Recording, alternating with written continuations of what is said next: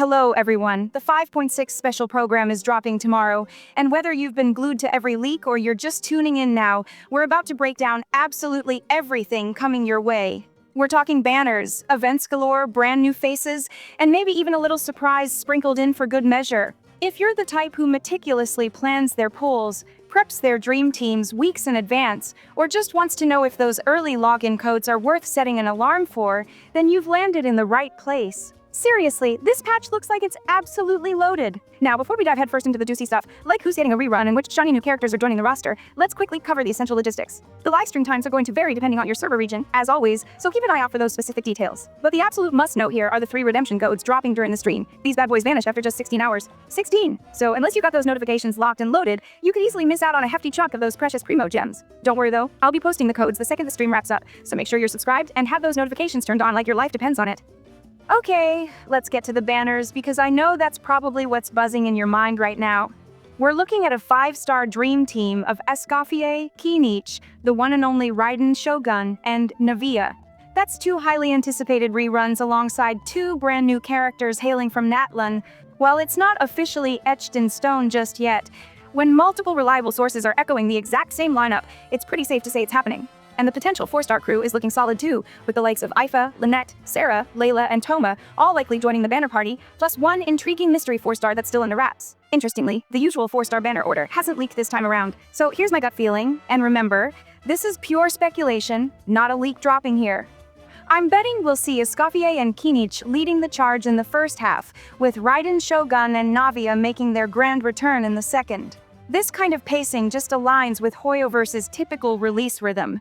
Brand spanking new characters like Scuffier tend to make their debut early in a patch to generate that initial hype, while beloved reruns like Raiden and Navia can comfortably anchor the second half of the update. Plus, there's a nice thematic connection. Scuffier and Kinich both have strong ties to Natlan's lore, so grouping them together makes sense for the current regional focus, while Raiden and Navia give that later banner a solid rerun appeal.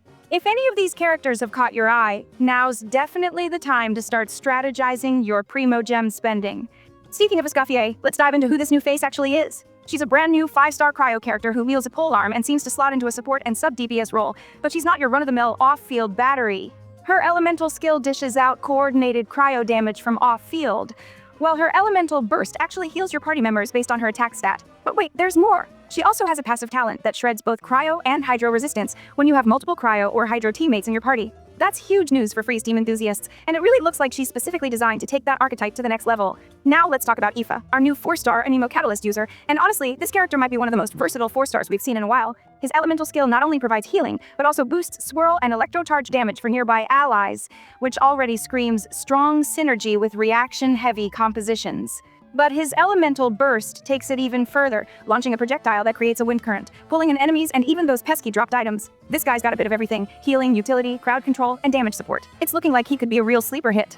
Alright, let's switch gears and talk about the events, because version 5.6 isn't just about those shiny character banners. There's a whole lot happening in the event tab too. Kicking things off is the flagship event, Whirling Waltz. This is the big one, folks, featuring multiple mini-games, engaging challenges, and a unique blend of rhythm and combat gameplay. It's the kind of event that really highlights how diverse Genshin's side content can be, and the rewards are pretty sweet too, including a brand new 4-star bow, refinement materials, and even a special piece of Serenity Epoch furniture. But that's just the beginning! We're also getting Operation Downpour Simulation, which sounds more like a tactical tabletop game. It's a slower-paced event that really emphasizes strategic thinking and careful positioning over just pure, unadulterated damage output. So, if you enjoy the planning aspect of combat, this one's definitely for you. Then there's Chronicle of Shifting Stratagems, which is a more straightforward combat event, but with a clever twist. You'll be facing unique modifiers and enemy combinations that will basically force you to think outside your usual Spiral Abyss team compositions. It's a fantastic opportunity to dust off some of those underutilized characters, or try out those weird and wonderful team comps you've always been curious about. And finally, for all you co-op enthusiasts out there, we've got Legends Ablaze Cross-Border Brawl. You and other players will team up to battle through waves of enemies and challenging bosses.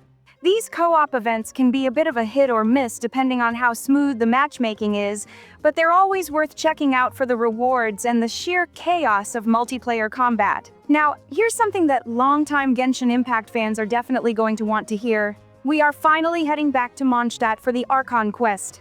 Yeah, after what feels like ages of journeying through Sumeru, Fontaine, and now Natlan, we're getting another deep dive into the lore of the very first region we ever explored. And this isn't just some nostalgic trip down memory lane either. We've got some seriously big names potentially making an appearance. Varka, the long-absent Grandmaster of the Knights of Favonius, is heavily expected to appear or, at the very least, have some voiced lines. Alice, Klee's chaotic mother and a literal force of nature, is rumored to show up in her Dodoko form, and the same goes for Barbados, Mona's elusive mentor. That's potentially 2 major Hexen Circle members showing up in the same quest line. If you're deep into Genshin lore, this patch might be the one that finally starts to unravel some of the mysteries we've been hearing whispers of since Inazuma. We're also finally going to meet Dahlia, a deacon from the Church of Favonius who was first mentioned way back in Rosaria's story. Interestingly, he's also set to become a playable character in version 5.7, releasing alongside Skirk, which makes this ARCHON quest feel like a direct setup for what's coming in the very next update. And who knows, maybe even Durin will get a mention or two. But wait, there's still more! We also got some official quality of life updates straight from the latest developer discussion, and honestly, they're looking pretty fantastic. The treasure compass is getting a major upgrade. It will now track warriors' challenges in Natlan and even those tricky tribe treasures that require obsidian fragments. And once your exploration progress in a region hits a certain point, it'll also start tracking those elusive MOA chests across all regions. No more endlessly searching. There's also a brand new batch deletion tool for map pins. You can filter by region or pin type and delete them all in one go. Super handy if your map looks like a chaotic mess of pins, just like mine. We're also getting some welcome UI improvements. Talent descriptions for new characters will be much easier to understand, thank goodness. Domains in the Adventurer Handbook will now be grouped by material type and region, making farming way less of a headache. And the crafting bench will now let you quickly swap characters and even shows prompts when you have all the necessary materials ready. They're also updating the Imaginarium Theater UI, allowing you to review your past blessings at any time. And starting June 1st, the Leyline Overflow event is getting a rework and will now reward items like resin and character essential materials depending on how far you progress. Oh, and yes, finally, there's a retry option right there on the summary screen if you happen to fail the last act of a domain. Nothing super flashy, but definitely some solid quality of life changes that will make our daily Genshin grind much smoother.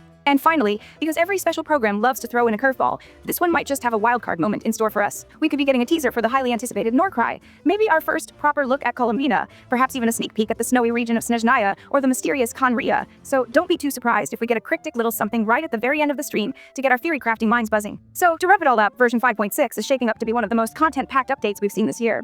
We're talking 2 brand new characters, major character reruns, a full-blown return to MONDSTADT for the ARCHON quest, and a diverse lineup of events that range from rhythm games to tactical battles, not to mention a real possibility of finally hearing Varka's voice after all these years of speculation. I'm genuinely excited. What about you? Let me know in the comments below. Are you saving up all your Prima Gems for a Scuffier, or are you hoping for one last lucky pull on Raiden? And which of these events are you most hyped to jump into?